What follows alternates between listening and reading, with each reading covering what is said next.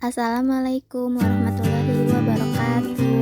Hai teman-teman, kami mahasiswa UNI Syarif Hidayatullah Jakarta, kelas 6B, jurusan Kesejahteraan Sosial. Hari ini kami akan menjelaskan mengenai upaya pencegahan primer dalam penyalahgunaan nafza. Sebelum itu, kami ingin mengucapkan terima kasih kepada Bapak Ismet Firdaus selaku dosen pengampu mata kuliah penanganan nafza. Selanjutnya, saya akan memperkenalkan nama anggota yang akan menjelaskan mengenai upaya pencegahan primer dalam penyalahgunaan nafza. Yang pertama, ada Farah Maulida Amalia. Yang kedua, saya sendiri yaitu Sri Rahayu. Yang ketiga, ada Siti Rohmah. Yang keempat, ada Mutia Aini. Dan yang terakhir, ada Radina Pasha Tazkiyah Nida. Pencegahan preventif adalah suatu tindakan pengendalian sosial yang dilakukan untuk dapat mencegah atau mengurangi kemungkinan terjadinya hal-hal yang tidak diinginkan di masa mendatang. Pencegahan primer adalah pencegahan dini yang ditujukan kepada individu, keluarga, atau komunitas yang memiliki resiko tinggi terhadap penyalahgunaan nafza. Pencegahan ini ditujukan kepada anak-anak dan generasi muda yang belum pernah menggunakan nafza. Pencegahan sekunder adalah pencegahan yang ditujukan kepada kelompok atau komunitas yang sudah menyelesaikan nafza. Pencegahan tersier adalah pengobatan kepada korban penyalahgunaan narkoba dan pemulihan kondisi fisik, psikis, mental, moral, dan sosial kepada korban penyalahgunaan narkoba dengan tujuan untuk mencegah jangan sampai terjerumus kembali ke dalam masalah penyalahgunaan narkoba. Tindakan preventif memiliki 4 tujuan. Yang pertama, meningkatkan kesadaran dan pengetahuan masyarakat dan keluarga tentang bahaya masalah narkoba dan pencegahannya. Yang kedua, membantu seseorang meningkatkan kemampuan mengatasi permasalahan. Yang ketiga, membantu meningkatkan kemampuan untuk menolak tekanan penyalahgunaan narkoba. Dan yang keempat, meningkatkan budaya hidup sehat baik fisik maupun mental berdasarkan keimanan dan ketakwaan. Selanjutnya, ada manfaat preventif primer. Manfaat program pencegahan primer adalah untuk melindungi mereka, individu yang belum menggunakan narkoba, sekaligus untuk mengurangi dan mencegah timbulnya pengguna baru dalam penyalahgunaan narkoba. Kemudian ada target sasaran. Untuk target sasaran pencegahan primer adalah seorang pelajar. Dilanjut dengan tempat, waktu, dan media pencegahan narkoba. Yang pertama ada tempat. Program pencegahan primer untuk pelajar yaitu program berbasis sekolah. Program berbasis sekolah memasukkan materi tentang narkoba ke dalam kurikulum sekolah, melatih guru tentang strategi penyajian, pengajaran materi tentang narkoba, atau fokus kepada peningkatan keterampilan dan daya tangkal pelajar terhadap penyalahgunaan narkoba secara intensif selama 3 hari. Yang kedua ada waktu. Untuk waktu pelaksanaan pencegahan primer berbasis sekolah yaitu 45 menit setiap kali guru membahas tentang materi pelajaran penyalahgunaan narkoba. Yang terakhir ada media. Media pembelajaran merupakan alat bantu dalam proses belajar mengajar. Pada penyuluhan anti narkoba dibutuhkan alat bantu untuk mempermudah peserta didik dalam memahami maksud penyuluhan. Media pembelajaran yang digunakan berupa alat peraga seperti gambar, stiker, poster, barang bukti, film, dan PowerPoint tentang bahaya penyalahgunaan narkoba dan peredaran gelap narkoba. PowerPoint untuk memaparkan data pengguna narkoba maupun tindak kejahatan penyalahgunaan narkoba dan peredaran gelap narkoba. Pengertian nafza. Nafza adalah singkatan dari narkotika, psikotropika, dan zat adiktif lainnya. Istilah lain yang sering digunakan untuk menyebut nafza adalah narkoba, yang berarti narkotika, dan obat atau bahan berbahaya. Menurut Undang-Undang RI Nomor 22 Tahun 1997 tentang narkotika, narkotika adalah zat atau obat yang berasal dari tanaman atau bukan tanaman, baik itu sintesis maupun semi-sintesis, yang dapat menyebabkan penurunan atau perubahan kesadaran, hilangnya rasa nyeri, dan menyebabkan ketergantungan. Selanjutnya, penyebab penyalahgunaan narkoba. Terdapat 3 faktor penyebab penyalahgunaan narkoba. Yang pertama, ada faktor internal atau individu. Biasanya karena adanya pengakuan untuk harga dirinya. Yang kedua, memiliki kepribadian yang lemah. Yang ketiga, karena emosional yang tidak stabil.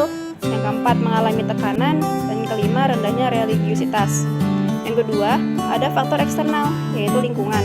Kurangnya pengawasan dari orang tua, keinginan untuk diterima oleh lingkungan yang mendukung, serta dampak negatif dari bacaan atau tontonan. Yang ketiga, faktor efek dari pengguna narkoba, yaitu mengalami ketergantungan ketika sudah mencoba. Penyalahgunaan nafza.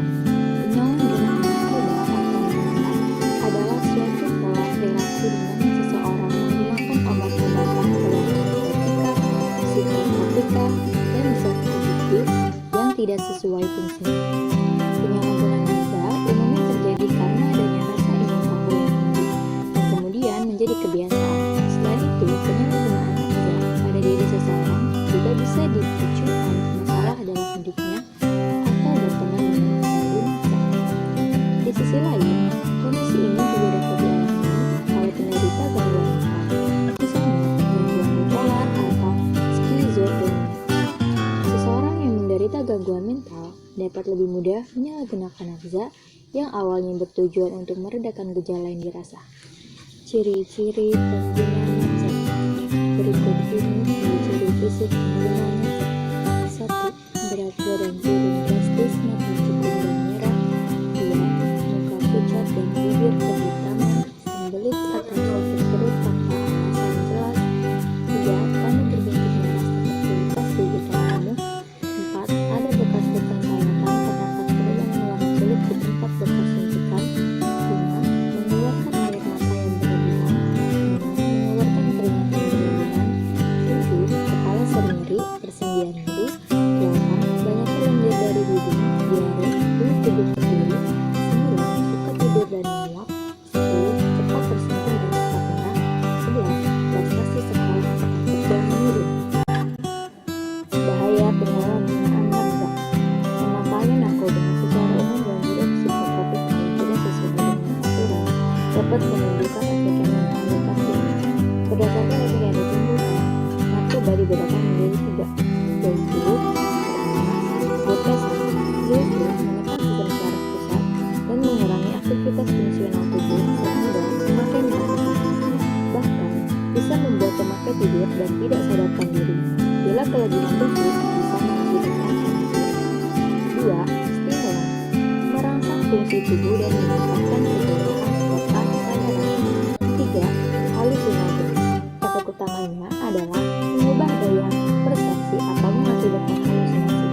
Halusinogen kebanyakan berasal dari tanaman seperti meskalin, eucalyptus, dan psilocybin dari jamur-jamur. Selain itu, ada juga yang diramu di laboratorium seperti LSD. Yang paling banyak dipakai adalah marijuana atau ganja. Penggunaan narkoba secara terus-menerus atau melebihi takaran yang telah ditentukan akan mengakibatkan ketergantungan. Kecanduan inilah yang akan mengakibatkan gangguan fisik dan psikologis karena terjadinya kerusakan pada sistem saraf pusat atau SSP dan organ-organ tubuh seperti jantung, paru-paru, hati, dan ginjal. Dapat penyalahgunaan narkoba pada seseorang sangat tergantung pada jenis narkoba yang dipakai, kepribadian pemakai dan situasi atau kondisi. Secara umum, dampak kecanduan narkoba dapat terlihat dari fisik, psikis, maupun sosial seseorang. Dampak fisik dapat berupa gangguan pada sistem saraf seperti tulang kejang, halusinasi, gangguan kesadaran, kerusakan saraf peti, dan dampak narkotika juga dapat terjadi pada jantung dan pembuluh darah yang menimbulkan infeksi akut pada jantung dan gangguan saluran darah. Upaya pencegahan. Pada upaya pencegahan ini, kami mengambil metode pencegahan primer. Sebelumnya, kita harus mengetahui dulu tujuan dari pencegahan primer. Pencegahan yang bertujuan mencegah untuk menghindari diri dari pengaruh lingkungan kehidupan penyalahgunaan narkoba. Kemudian sasarannya siapa? Bagaimana? Nah, pencegahan primer ditujukan terutama kepada para anak-anak dan generasi muda yang belum menyalahgunakan narkoba, baik di dalam sekolah maupun di luar lingkungan sekolah.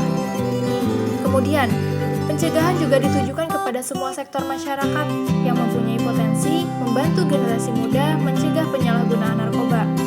Seperti apa? Seperti siapa saja?